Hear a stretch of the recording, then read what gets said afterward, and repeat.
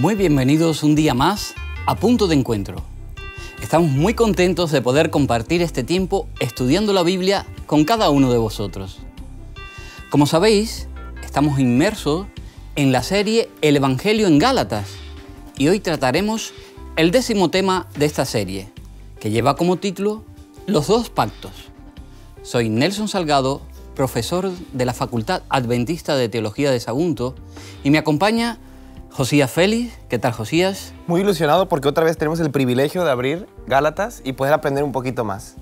También nos acompaña Sara Pastor. ¿Cómo va, Sara? Pues muy bien, muy contenta de seguir avanzando todos juntos en nuestro estudio de la Biblia. Y por último, Israel Guntín. ¿Qué tal, Israel? Pues muy feliz de estar nuevamente aquí con vosotros y con nuestros amigos que siguen el programa. Antes de comenzar, nos gustaría recordaros los cursos que ofrecemos. Podéis encontrarlos en quecurso.com. Cursos bíblicos, cursos de salud, de familia, de educación y muchos más. Totalmente gratuitos. Vamos ya con el tema de hoy.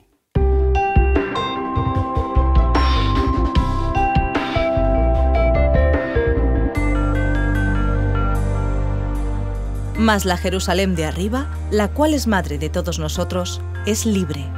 Gálatas 4:26. Los cristianos que rechazan la autoridad del Antiguo Testamento a menudo consideran que la entrega de la ley en el Sinaí es inconsistente con el Evangelio. Concluyen que el pacto dado en el Sinaí representa una era, una dispensación de la historia de la humanidad en la que la salvación se basaba en la obediencia a la ley. Pero debido a que el pueblo fracasó en vivir según las demandas de la ley, Dios, dicen ellos, puso en rigor un nuevo pacto, un pacto de gracia por medio de los méritos de Jesucristo. Esta, entonces, es su comprensión de los dos pactos. El antiguo basado en la ley, el nuevo dado en la gracia. Por más que esta visión sea común, está equivocada. La salvación nunca fue por la obediencia a la ley. El judaísmo bíblico, desde sus inicios, siempre fue una religión de la gracia. El legalismo que Pablo estaba confrontando en Galacia era una perversión, no solamente del cristianismo, sino también incluso del Antiguo Testamento. Los dos pactos no son una cuestión de tiempo, sino que reflejan las actitudes humanas. Representan dos diferentes formas de intentar relacionarse con Dios que se remonta ya a la época del Antiguo Testamento, ya a los inicios, a Caín y Abel. El Antiguo Pacto presenta a aquellos que, como Caín, erróneamente dependen de su propia obediencia como medio de agradar a Dios. En contraste, el Nuevo Pacto representa la experiencia de aquellos que, como Abel, dependen completamente de la gracia de Dios para hacer todo lo que Él ha prometido. Así que me gustaría que en cierta medida repasemos la diferencia entre la ofrenda de Caín y la de Abel, porque la de Abel fue aceptada. Si fue aceptada, ¿por qué fue? Y si la de Caín fue rechazada, ¿por qué? Como podemos ver, encontramos que el apóstol Pablo en Gálatas recurre constantemente al Antiguo Testamento, que eran las escrituras que había en su tiempo, y desde luego recurre a ellas, pero hasta el inicio, hasta los orígenes. En el capítulo 1 y 2 del libro de Génesis, encontramos aquí cómo Dios crea el mundo y crea al hombre. En el capítulo 3 encontramos que el hombre rompe esa relación que había con Dios y entonces comienza el pecado. Claro. En ese comienzo del pecado, pues obviamente pues surgen ciertos problemas, donde también en el capítulo 3 aparece la promesa de un Salvador. Es decir, la promesa de un pacto, de un nuevo pacto.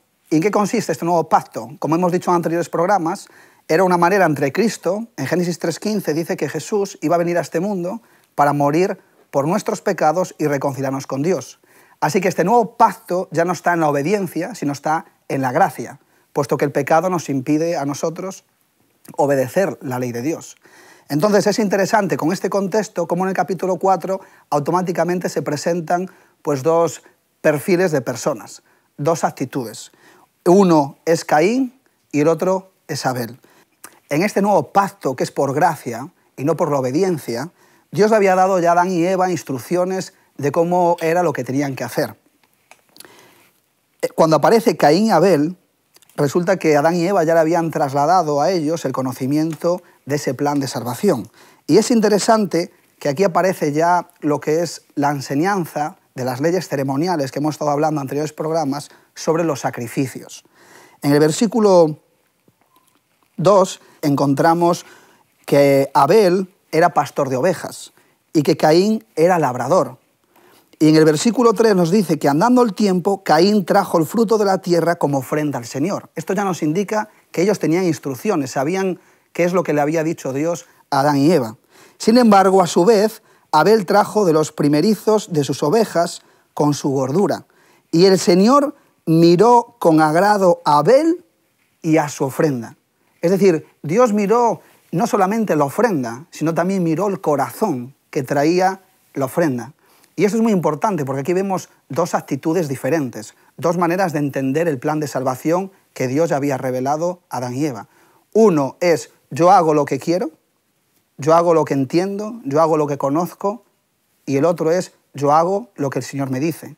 Entonces, aquí ya se nos muestra cómo Dios no mira solamente la parte exterior, no mira lo que nosotros hacemos, porque lo que nosotros hacemos no tiene importancia. Lo que tiene importancia es lo que somos, lo que hay en nuestro corazón, porque el hombre que es pecador, cuando acepta el plan de salvación, ahora ya no vive el hombre solo, sino que Jesús vive en su corazón. Y el plan de salvación, vemos aquí cómo Caín lo rechaza, él hace lo que él entiende, él trata de cumplir lo que Dios le ha dicho, pero Abel lo que hace es que además de lo que Dios le ha dicho, Dios le mira su corazón y ven que en su corazón está el favor de Dios. Él ha entendido el plan de salvación, él ha entendido el nuevo pacto, que no es por la obediencia, sino es por la gracia. Es dejarse llevar en una nueva dimensión de vida. Y para nosotros, en la actualidad, ¿qué implicaciones tiene esta analogía que presenta aquí la Biblia? Claro, en el versículo 5 dice que Dios miró a Caín también y no le agradó su ofrenda. Entonces, Pablo, cuando habla a los Gálatas, fíjate que él trata mucho en el Antiguo Testamento y es importante conocer estas cosas para entender lo que Pablo está diciendo. El hecho de que si yo no acepto la gracia, estoy viviendo un evangelio diferente. Si vivo un evangelio diferente, yo pregunto, ¿cómo va a ser posible que la gracia de Dios opere en mi corazón, en mi mente, y que el Espíritu Santo pueda guiarme en esa transformación que pretende el evangelio? Porque aquí estamos hablando de algo serio. Estamos hablando de que el hombre se separó de Dios, de que el hombre vive una relación rota con Dios. Por lo tanto, la miseria del hombre, el pecado, lo que hace es hundirlo, no le deja alcanzar la libertad. Sin embargo, el evangelio presentado aquí por Abel, que él sí que lo recibe, tiene una connotación diferente. Él puede seguir disfrutando de una vida de libertad, de confianza en la promesa. Aunque lamentablemente, unos versículos más adelante, nos dice que Caín mató a Abel. ¿Por qué lo mató? Porque desde luego surgió en su corazón pues, ese deseo de envidiarlo. Porque eso es lo que hace el pecado. El pecado lo que hace es transgredir la ley de Dios y además rebelarnos contra él. Por eso es tan importante que nosotros entendamos que necesitamos rendirnos a los pies de Jesús. Aquí también podemos ver, y eso en esta analogía, cómo están los dos caminos de los Gálatas, ¿no? La voluntad de Caín, de hacer su propia voluntad, de llegar con sus propios medios al cielo, y lo que hace justo Abel, que realmente hace lo que Dios le pide, hace realmente lo que Dios le propone, ¿no? Le dice, mira, un sustituto, tienes un sacrificio de un sustituto, y seguro ya le había dado instrucciones. No se lo especifica aquí, pero seguro le había dado. Y vemos ahí los Gálatas representados, ¿no? A ese Caín que hace lo que le gusta, lo que él quiere entregar, y sobre todo su camino para llegar, pero no realmente lo que Dios propone. Y Abel hace eso, lo que Dios le propone. En el versículo 7, además, enfatiza el Señor cuando habla con Caín y le dice, el pecado está a la puerta deseando dominarte. El pecado lo que quiere es atraparte. Pero si tú no recibes la gracia, si tú no te dejas, entonces vas a caer en el pecado. Y el pecado, pues a cada persona, pues le aflora sentimientos y deseos diferentes, pero todos son para destrucción. Empieza uno teniendo envidia de su prójimo, de lo que tiene, de lo que hace, y al final acaba, pues a lo mejor cometiendo un homicidio. Uno empieza mirando, pues robando un lápiz de un compañero y acaba pues robando coches o traficando con drogas o cualquier otra situación. Es decir, el pecado también es progresivo. El amor de Dios es progresivo, pero el pecado también lo es. Claro, y si entendemos el pecado como una separación, todo lo que te separa de Dios, es ahí cuando podemos entender esto, ¿no? Que entendemos que realmente el pecado no es una acción, sino es una separación, y cada vez te vas separando más y las acciones van poniendo más barreras entre tú y Dios. Por lo tanto, es que así toma sentido. No dejes que te dominen, no dejes que te separen por completo, sino al contrario, domínalo tú, ¿no? ¿Cuál era la base del pacto original de Dios con Adán allí en el jardín del Edén antes de que entrara el pecado?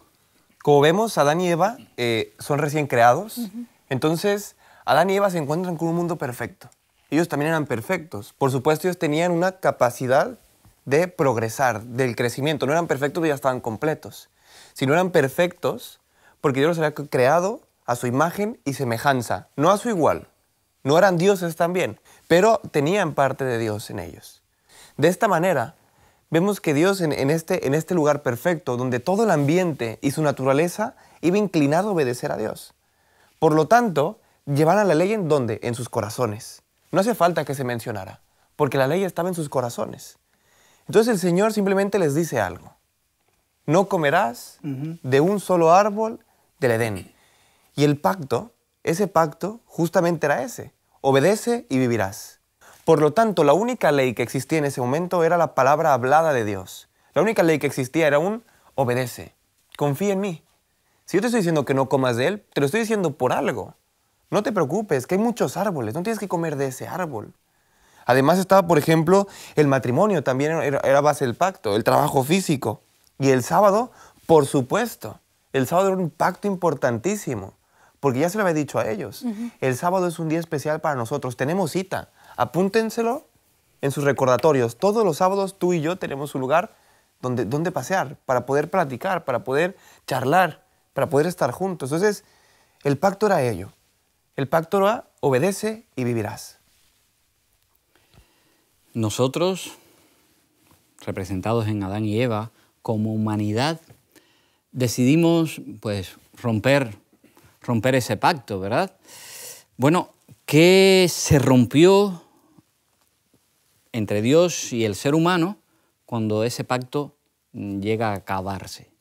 ¿Qué fue lo que sucedió? Claro, lo que se rompe es la relación entre Dios y el hombre. Adán y Eva, como ha explicado Josías, estaban creados a imagen y semejanza de Dios, por lo que eran una parte de Dios. Y ellos tenían el privilegio de poder relacionarse directamente con Dios, cara a cara. Era una relación sin intermediarios. Ellos podían hablar directamente. Cuando rompen el pacto y entra el pecado en el mundo, ya no pueden relacionarse de esa manera con Dios. Igual que nosotros no podemos ver a Dios. Ha habido, sobre todo Moisés, le pide a Dios que le quería ver cara a cara y Dios le dice que no puede, porque a causa de nuestros pecados no somos capaces de ver a Dios, no podemos, moriríamos. Y eso es lo que se rompe, perdemos la confianza en Dios y estamos en un problema, porque ahora nosotros no podemos hacer nada por reconciliar esa relación que hemos perdido y es Dios el que de nuevo vuelve a intervenir y planea toda una manera de conseguir reconciliar esa relación, ¿no? Y entonces aquí es donde entra la figura de Jesús. Claro. Como Salvador, era el único que podía volver a unir la relación rota entre el ser humano y Dios. Claro. Además, nos da dos herramientas muy importantes para que nosotros cuidemos nuestra relación con Dios. La primera es la oración y la segunda es la Biblia. Por medio de las Escrituras también nos podemos relacionar con Dios. Y es muy bonito un texto que hay en 2 de Corintios, capítulo 5, del versículo 17 al 21, que dice: de modo que si alguno está en Cristo, nueva criatura es. Las cosas viejas pasaron, todas son hechas nuevas. Y esto todo proviene de Dios, quien nos reconcilió consigo mismo por Cristo y nos dio el ministerio de la reconciliación. La única manera de volver a poder relacionarnos directamente con Dios es mediante Cristo, mediante el sacrificio que Él hizo, mediante el derramamiento de su sangre, pagó por el primer pecado de Adán y Eva y todos los que después hemos cometido los seres humanos, y gracias a ese sacrificio, por la gracia de Dios, podemos volver a unirnos en una relación directa con Dios. Claro, la inclinación antes del pecado era hacia el bien. En sus corazones tenían grabados las leyes y los principios de Dios. La relación, una relación perfecta, armoniosa. Sin embargo, cuando aparece el pecado, esa relación rota, pues surge de nuevo. Y además en el versículo 8 del capítulo 3 ya nos dice que cuando Dios fue a buscar a Adán y Eva, que se ve que pasaban tiempo juntos, pues se encontró con Adán y Eva escondidos. ¿Por qué? Porque tenían miedo de Dios. O sea, su creador, que iba siempre a estar con ellos, ahora aparece en sus mentes en otra dimensión. Ahora tienen miedo. Además se ven desnudos y por lo tanto aparecen escondidos. Entonces aquí vemos cómo es Dios el que toma el primer paso. Él ya sabía que habían pecado. El universo entero ya había visto cómo Adán y Eva se habían separado de Dios. Y todo eso fracturó, rompió algo que creo que por la eternidad estudiaremos lo que significó esta ruptura. Y en la cruz Jesús lo volvió a reconciliar. Es un hecho, lo que Jesús hizo ya está. Por eso Pablo insiste tanto en que nosotros lo único que podemos hacer es recibir ese regalo. Si no, el hombre pues seguirá perdido, escondido, con miedo y desnudo, vagabundeando por este mundo sin encontrar pues ningún tipo de paz en su corazón. Porque la única paz que realmente es válida para llenar otra vez el hueco que dejó vacío el pecado, según la Biblia, es la paz de Cristo Jesús. Así que, en cierta medida, nosotros los seres humanos sí creamos esta situación, pero después no podíamos resolverla. Sin embargo, Dios sí. ¿Y cuál es la primera promesa que aparece allí en la Biblia para solucionar la situación del problema del pecado? Fíjate, el capítulo 3, en ese mismo contexto del miedo, de la separación, donde se rompe todo, aparece pues un aire de paz. En el versículo 15 del capítulo 3 encontramos la primera promesa bíblica acerca del plan de salvación que el apóstol Pablo en sus cartas dice que Dios ya tenía en su mente desde la eternidad. Es decir, a Dios no le cogió de sorpresa. Dios ya tenía preparado un plan de salvación por si en algún momento sus criaturas decidían desobedecerle, Él, desde luego, ya tenía que implicarse en todo esto. Y Génesis 3:15 aparece aquí la primera profecía bíblica que desde luego se va a transmitir de generación en generación hasta la misma venida de Jesús. Él dice que habrá siempre una enemistad. ¿Por qué dice una enemistad? Bueno, a pesar del pecado que rompe la relación con Dios, el hombre tiene esa separación. Pero también hay otro problema al pecado que hay que añadirle y que desde luego como cristianos no debemos de olvidar. Pedro dice que Satanás anda como león rugiente tratando de ver quién puede devorar. Es decir, al problema del pecado hay que añadirle también que Satanás usa el pecado, usa nuestra condición para que todavía nos separemos más de Dios.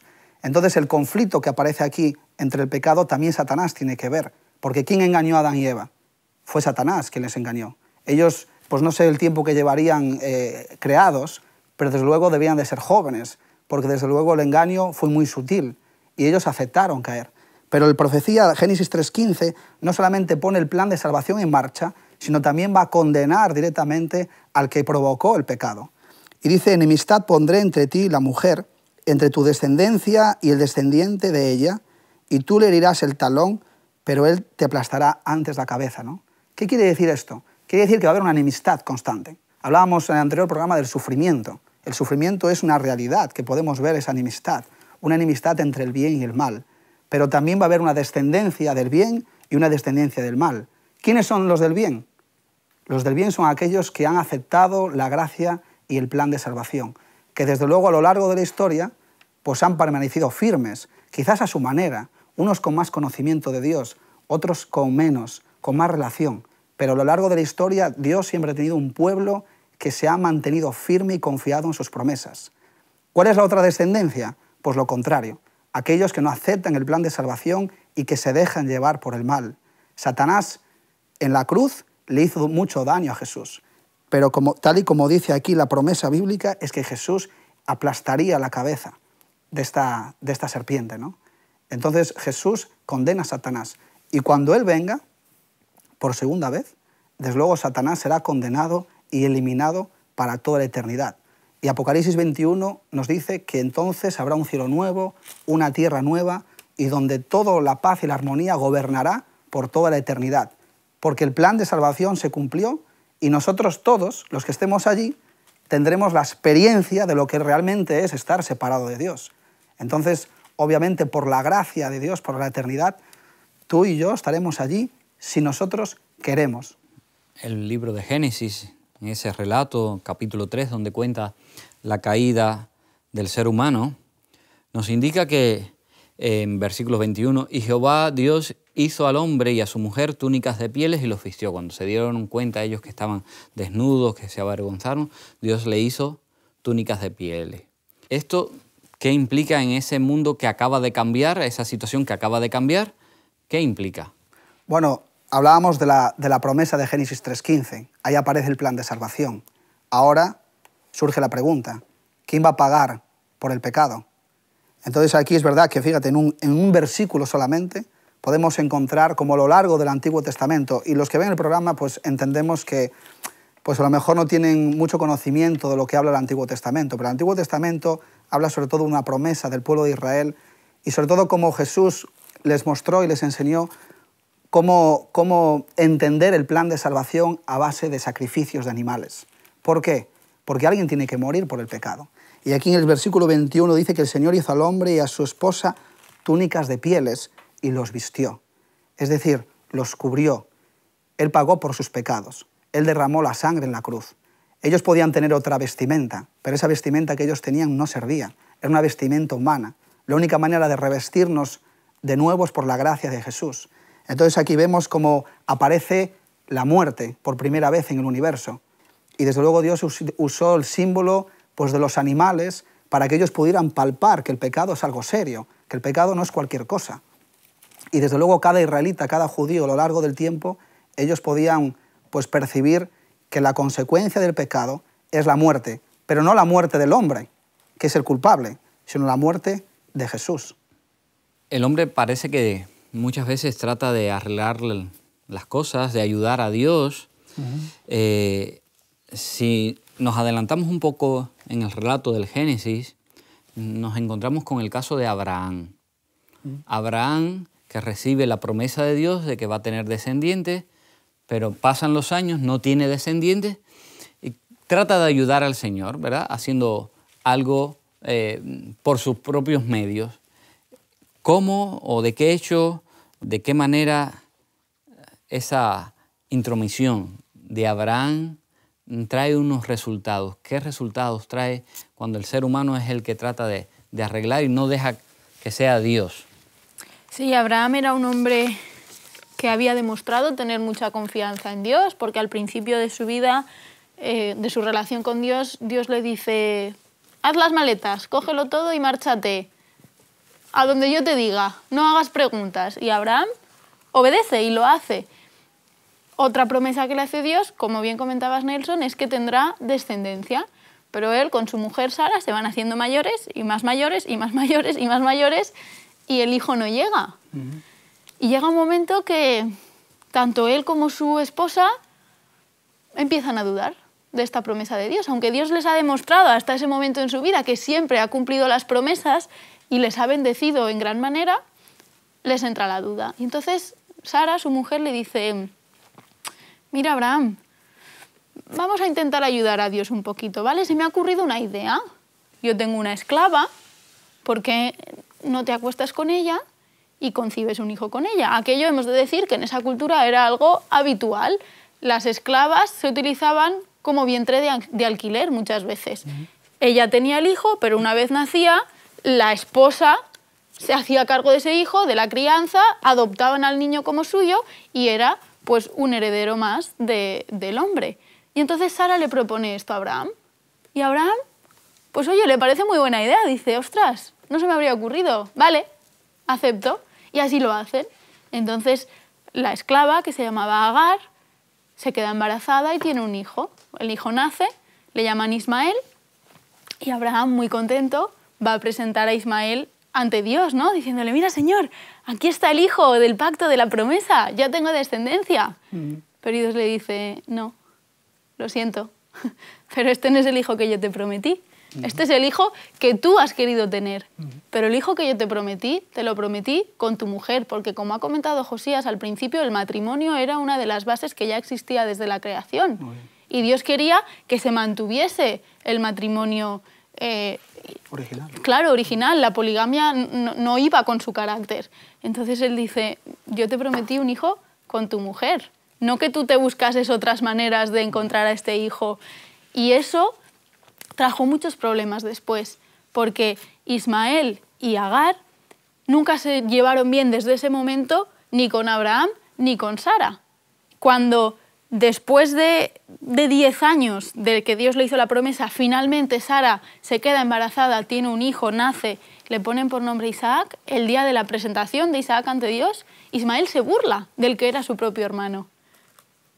Con lo cual nos muestra que nuestros parches de intentar agilizar las promesas de Dios y que ocurran cuando nosotros queremos, nunca funcionan. Eso creó enemistad entre ellos. Al final, Agar e Ismael se tuvieron que marchar a vivir fuera, porque la convivencia era imposible. Habría llegado tal punto de hostilidad entre ellos, de rivalidad, que no era sostenible. Y eso a Abraham le generó mucho sufrimiento, porque él realmente sí que amaba a su hijo Ismael. Y cuando lo vio marchar, se puso muy triste, pero entendió que él había fastidiado, estropeado el plan original que Dios tenía para él. Y ahora tenía que asumir las consecuencias de esa metida de pata.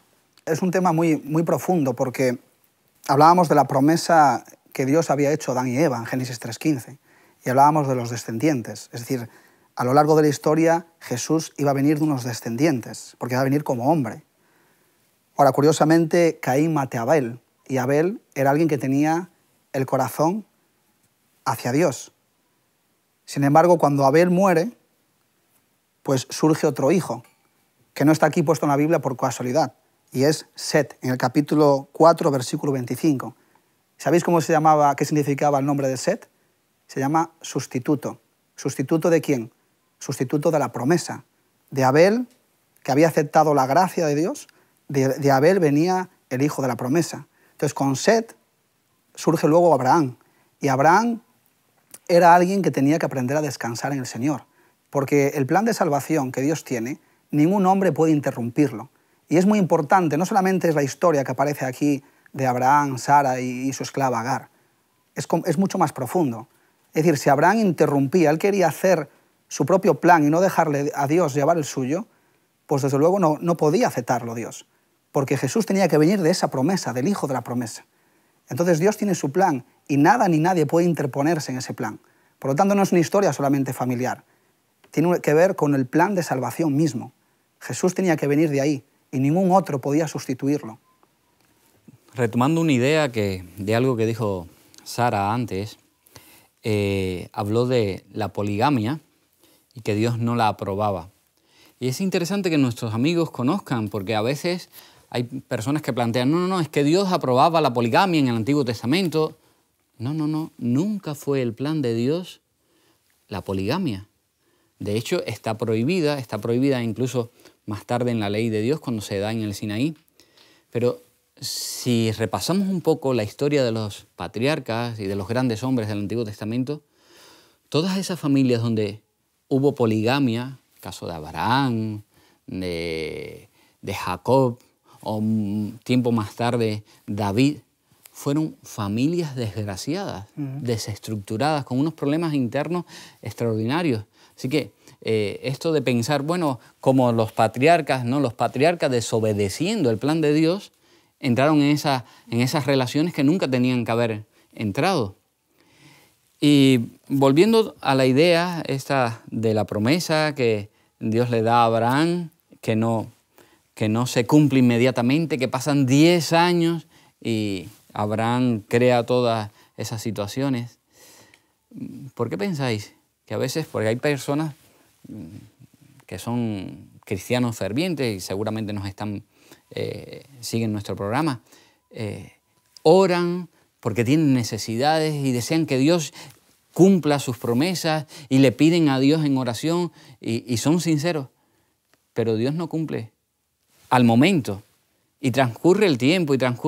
¿Qué podríamos pues un poco decirle a los amigos que siguen el programa cuando tienen una situación así, cuando esperan algo de parte de Dios, que Dios responda, pero pasa el tiempo y no se resuelve todavía la situación. Sí, en España tenemos un dicho, el que espera desespera, ¿no? Muchas veces pasa eso, tú pides algo, estás esperando y no llega y pierdes la paciencia. Lo que nos enseña esta historia de Abraham es que con Dios nunca debemos perder la paciencia, porque Él siempre, siempre, siempre cumple sus promesas. Cuando Él considera que es el momento más adecuado, no cuando nosotros queremos.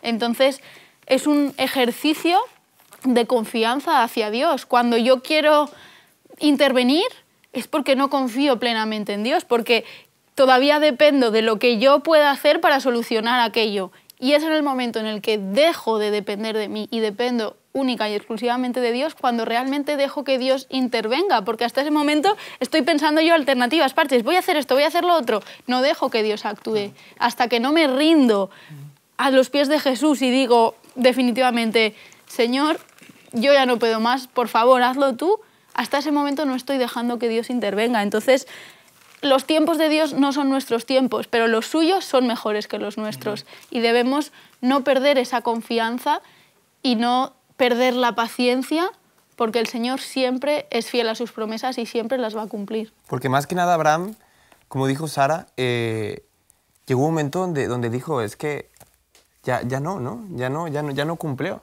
Esa voz que me dijo que saliera de mi país, ya, claro. Tal vez se olvidó de mí. 99 años tenía. Sí, tal vez se olvidó de mí porque... Y es lo malo, ¿no? Que muchas veces nos vemos a nosotros mismos y decimos, ¿de verdad el Señor puede hacer algo conmigo? Eso también enseña a las personas que son mayores, como lo usó Caleb también. Caleb, después, ya cuando era anciano, reclamó la promesa. Le dijo al Señor, Señor, tú me prometiste la tierra prometida. Y justo fue Caleb el que se le concedió eso. Entonces Abraham, aunque ya era mayor, él dijo, como estoy yo creo que el Señor ya no puede hacer nada conmigo. Pero al contrario, nunca tenemos que demorar. En 2 de Pedro 3, del 8 al 9, dice, pero amados, no ignoréis esto, para el Señor un día es como 1000 años. Y 1000 años es como un día. El versículo 9, el Señor no demora en cumplir sus promesas, como algunos piensan, sino que es paciente con nosotros, porque no quiere que ninguno perezca, sino que todos procedan al arrepentimiento. Los tiempos de Dios no son nuestros tiempos, por supuesto. Por lo tanto, la paciencia es una virtud. La paciencia también es un don del Espíritu Santo. Y tenemos que tenerla al esperar las promesas del Señor. Y principalmente con la mayor promesa del mundo que existe y está vigente en este momento, que es que Cristo va a venir por segunda vez. Y que va a venir por ti y por mí. Por lo tanto, puedes decir, bueno, ya pasaron 2000 años. Y amigo, no te preocupes, Él va a venir. Pero tenemos que ser pacientes, que Él no se demora. Que Él viene por nosotros y nos va a llevar con Él. Y sobre todo, querido amigo, recuerda que Dios puede contestar, sí, cuando le pides algo y enseguida te responde y te da aquello que necesitas. A veces puede contestar no, porque Dios en su gran sabiduría sabe que eso que le estás pidiendo no es bueno para ti, así que nunca te lo dará. Y otras veces, como en el caso de Abraham, puede decir, espera. Y llegado un momento, entonces el Señor te dará lo que necesitas. Pero no desesperes. Recuerda, confía siempre en el Señor. En los sí, en los no y también en esos largos esperas. Cuando Pablo utiliza aquí, venimos ahora al libro de Gálatas, porque Pablo recoge esa idea, esa alegoría de Sara y Agar en el capítulo 4, a partir del versículo 21 hasta el 31, habla constantemente, va mencionando esa alegoría. ¿Qué nos quiere enseñar? ¿Qué nos quiere transmitir? ¿Qué puntos está enfatizando que tengan que ver con la salvación? Pues mira, Pablo utiliza una de las únicas veces que utiliza la alegoría. Era común en esa época. ¿Por qué? Porque la alegoría es una comparación entre dos cosas para sacar un mensaje principal. Por lo tanto, aquí Pablo está comparando la historia de Sara y Agar, que nos contó Sara espectacularmente, y está comparando otra cosa.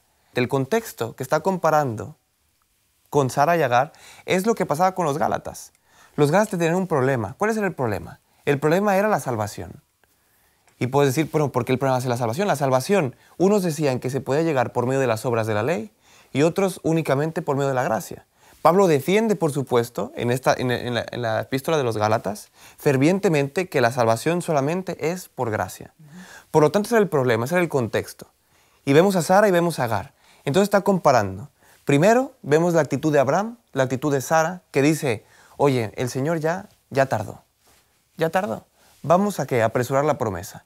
Y vemos a Agar, que es resultante de la voluntad del hombre.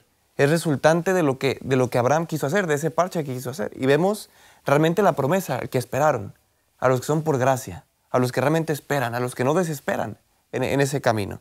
Por lo tanto, Pablo, en la epístola, la 4, 21 a la 27, casi terminando la 31, nos habla de esta comparación, de esta alegoría. Y lo que quiere comparar es que Agar tiene un pacto de la ley. Compara con Agar el pacto de la ley y dice, no seamos como Agar. ¿Por qué? Porque Agar fue resultado de las transgresiones, fue resultado de una desobediencia de Abraham y Sara conforme a lo que había obedecido Dios. Por lo tanto, también Pablo ya había retomado y había dicho que la ley en el monte Sinaí se había dado por las transgresiones para recordarle al pueblo que no estaban yendo por buen camino. Pero tenemos el otro pacto, el pacto de la gracia, el que siempre ha existido. El que desde el inicio de Génesis 3:15 ha existido. Y ese pacto de la gracia era el de Isaac. Era el nacimiento de Sara, el nacimiento de la promesa. Por lo tanto, se compara aquí el pacto de la ley, el pacto del monte Sinaí, y el pacto de la gracia, el de la confianza, el del que Abraham le dijo al Señor, sí, yo creo. Y que le fue contado por justicia, ¿por qué? Porque creyó. En los dos puntos encontramos lo mismo. Dios se le presenta a Abraham. Abraham no tiene perspectiva de vida. Josué dice que Abraham es quitado de la tierra que estaba porque su padre ya adoraba a dioses extraños. ¿Quién es Abraham? Abraham no es nadie. Dios lo llama a Abraham para hacer de él un pueblo y sobre Abraham que viniera el hijo de la promesa. Es decir, iba a venir Jesús muchos años después. Así que Dios se le presenta a Abraham y le hace un pacto que solamente Abraham lo único que tiene que hacer es aceptarlo. Dice el capítulo 15 de Génesis que Dios se le aparece a Abraham, ya se le había aparecido otras veces. Aquí le dice en el versículo 1, no temas, Abraham, porque yo soy tu escudo y soy tu galardón sobremanera.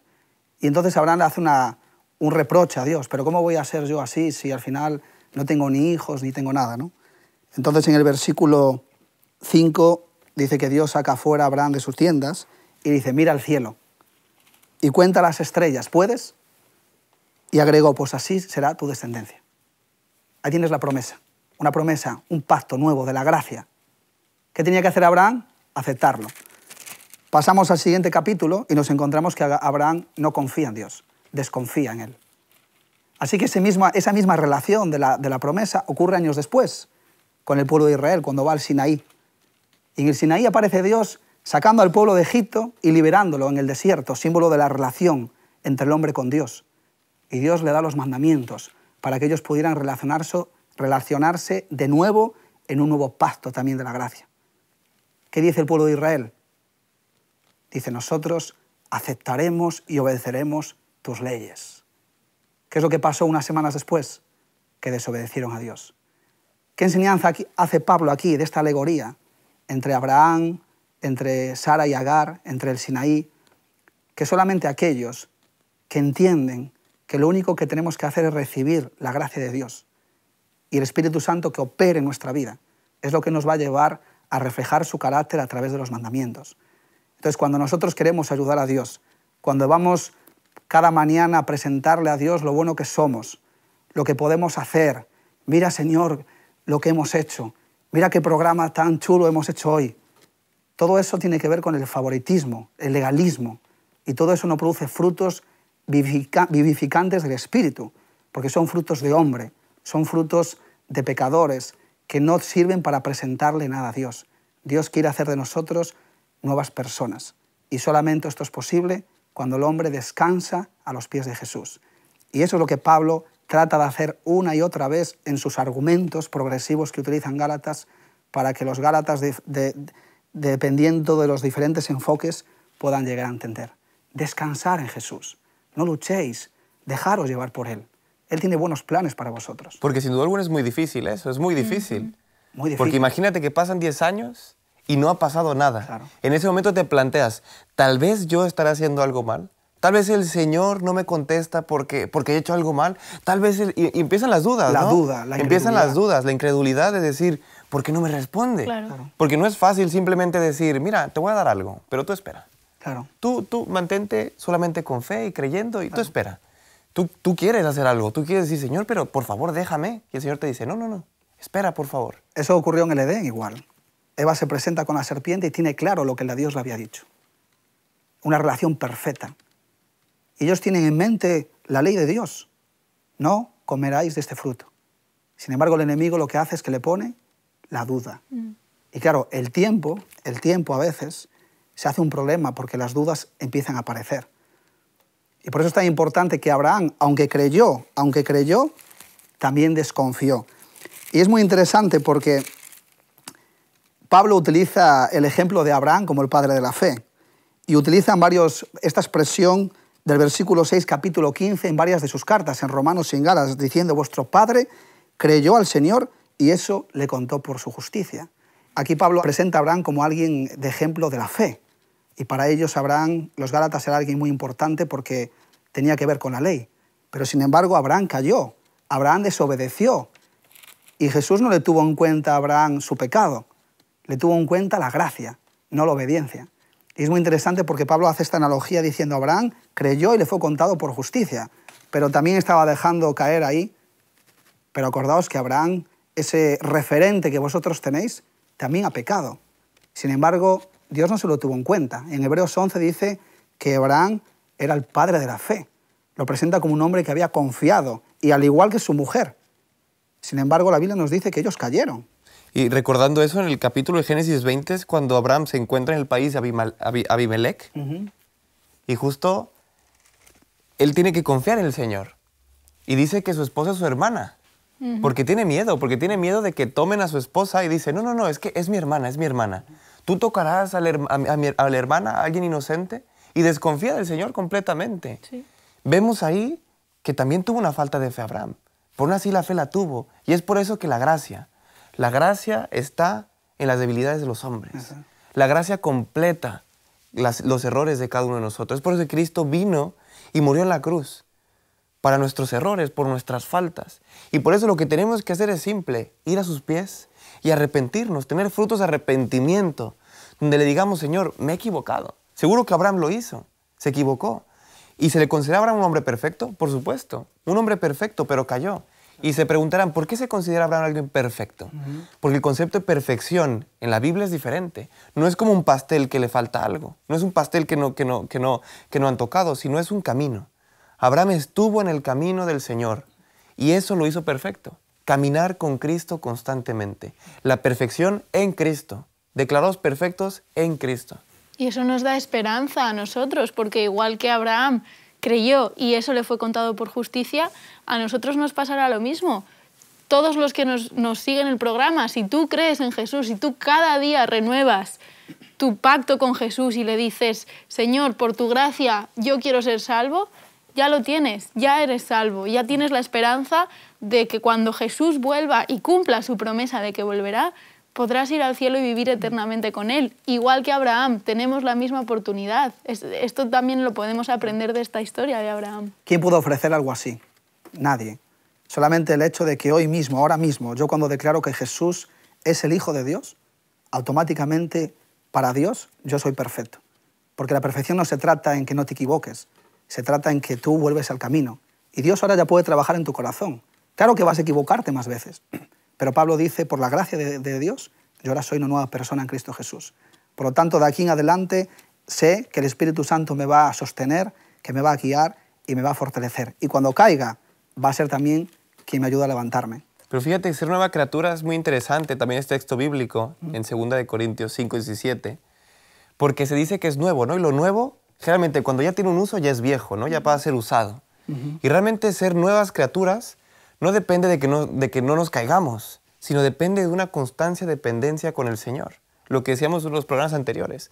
Hay que depender del Señor. Cada día renuevas ser nuevo. Y tú eres nuevo, de acuerdo estás con el Señor. Cuando tú te alejas del Señor, dejas de ser nueva criatura. Tienes que estar en constante dependencia para tú ser una nueva criatura, para cada día renovarte. Cada mañana, como lo dijiste muy bien, cada mañana ir al Señor. y estar con Él y decirle, Señor, hazme nuevo, hoy mismo. Es como un vaso que tiene un pequeño agujero. Tú lo llenas de agua, pero se va a caer. Entonces todos los días tienes que llenarlo de agua. Así es nuestra relación con Dios. Cada día, cada día. Muchas personas en la Biblia también se convirtieron por la gracia de Dios. Pero lamentablemente con el tiempo se empezaron a sentir confiados en sí mismos. Y esto es una lección para nosotros también, porque por muchos años que llevemos en la iglesia, o por muchos años que cada día podamos estar leyendo la palabra de Dios, Pablo dice, es posible que estéis viviendo un evangelio diferente. Así que tenemos que ser conscientes de nuestra dependencia diaria, y cuando hablo de diaria me refiero a las 24 horas del día, que podamos estar pensando en Jesús, sentirnos agradecidos por lo que ha hecho en nosotros, porque solamente alguien que ha perdido la gracia es alguien que empieza a mirar a su ombligo y empieza a mirar también a los demás de manera diferente. Y no debemos de perder nunca la confianza y las promesas que Dios nos ha hecho, porque desde luego las cumplirá siempre. Aquí en Gálatas, capítulo 4, versículos 23, 24, dice, pero el de la esclava nació según la carne, más el de la libre por la promesa, la cual es una alegoría, pues estas mujeres son los dos pactos, y uno proviene del monte Sinaí, el cual da hijos de esclavitud. Esta es Agar. ¿Por qué el apóstol Pablo identifica el monte Sinaí con Agar, con esa experiencia negativa? Bueno, habíamos dicho antes, ¿no? ¿A quién escribía Pablo? A los Gálatas. ¿Qué es lo que vivían los Gálatas? La justificación por las obras. ¿Qué es lo que trató de hacer Abraham y Sara ayudando a Dios? Justificación por las obras. ¿Por qué no descansaron en la promesa? Porque entendían que ellos podían hacer algo en este plan de salvación. ¿Qué es lo que sucedió también en el Sinaí? El pueblo de Israel recibió la ley. ¿Por qué? Porque Dios quiso. ¿Qué tuvieron que hacer el pueblo de Israel? Nada. ¿Quién los sacó de Egipto? Dios. Ahora, ¿cómo eran? Libres. Y Dios les da la ley. ¿Y qué es lo que tenían que hacer? Recibir esa promesa. Sin embargo, ellos dicen, sí, nosotros vamos a cumplir todo.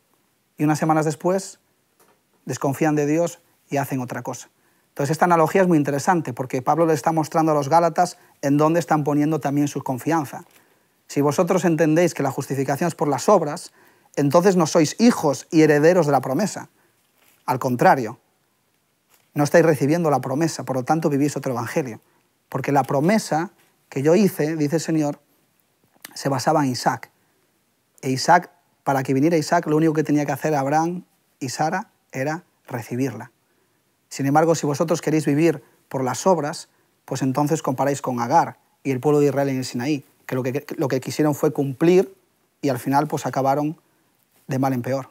Así que yo no me imagino pues la reacción que tuvieron que tener los Gálatas, pero desde luego el mensaje es bien profundo. Los Gálatas tuvieron que sentirse impactados por este mensaje, porque Abraham era una figura referencial para ellos. Así que si vosotros estáis bajo la gracia, pues confiaréis. Si vosotros estáis bajo las obras, entonces os habéis caído de la gracia, estáis perdidos. Y que identifique la Sinaí con algo negativo no significa que la ley sea mala en sí misma. Claro. No significa que la ley sea condenación en sí misma, sino al contrario. Son nuestras transgresiones lo que hacen a la ley algo negativo. Por eso es que identifica a Agar con el monte Sinaí como algo negativo.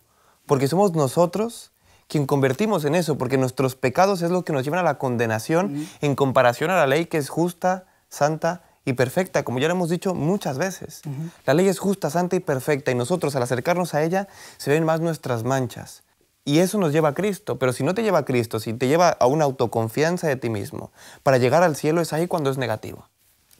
En el relato del Génesis, cuando vemos esta historia, Isaac en cierta medida tiene que afrontar, pues, aunque era el hijo de la promesa, no siempre fue fácil porque incluso se burlan de él, hay una situación ahí desagradable.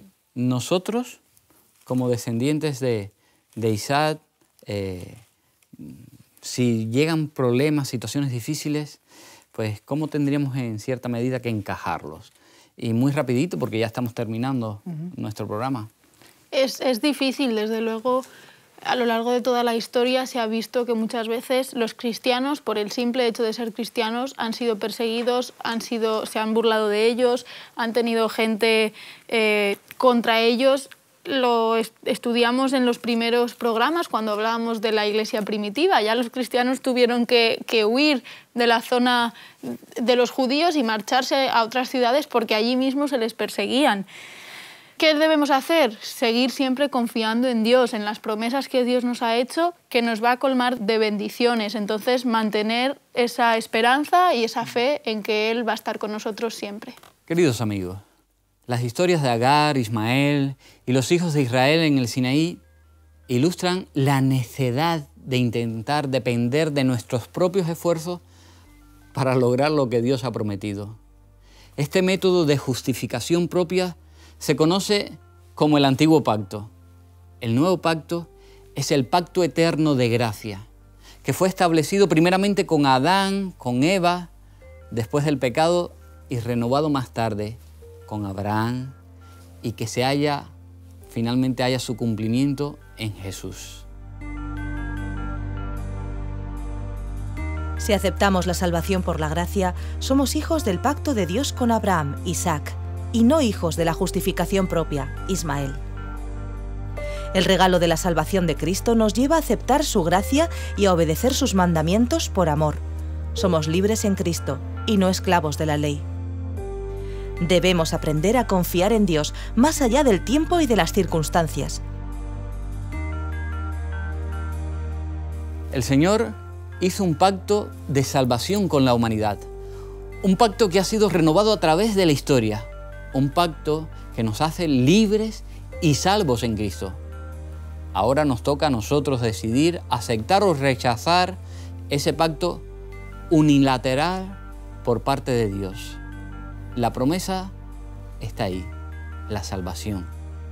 Tan solo necesitamos aceptar el sacrificio de Jesús y dejarnos transformar por Él. La salvación, queridos amigos, es un regalo. Nos encontramos entonces en el próximo punto de encuentro. Hasta pronto. Que el Señor os bendiga. Pero si el pacto confirmado a Abraham contenía la promesa de la redención, ¿por qué se hizo otro pacto en el Sinaí? Durante su esclavitud, el pueblo había perdido en alto grado el conocimiento de Dios y de los principios del pacto de Abraham. Dios los llevó al Sinaí, manifestó allí su gloria y les dio la ley con la promesa de grandes bendiciones siempre que obedecieran. Ahora pues, si dais oído a mi voz y guardáis mi pacto, vosotros me seréis un reino de sacerdotes y gente santa.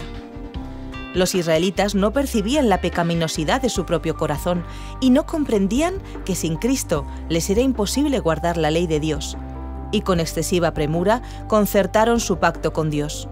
Sin embargo, apenas unas pocas semanas después, quebrantaron su pacto al postrarse a adorar una imagen fundida. No podían esperar el favor de Dios por medio de un pacto que ya habían roto.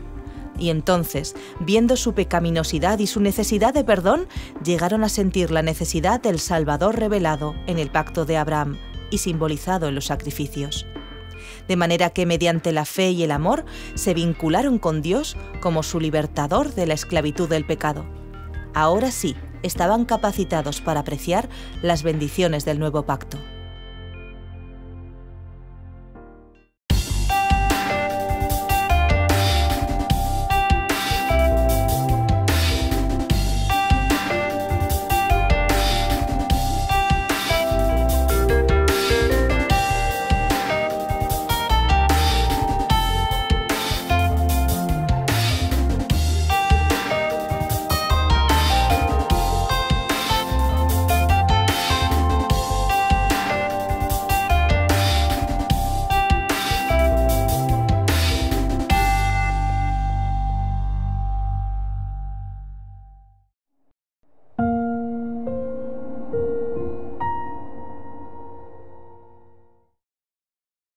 ¿Quieres realizar cursos gratuitos sobre salud, familia, temas espirituales y mucho más?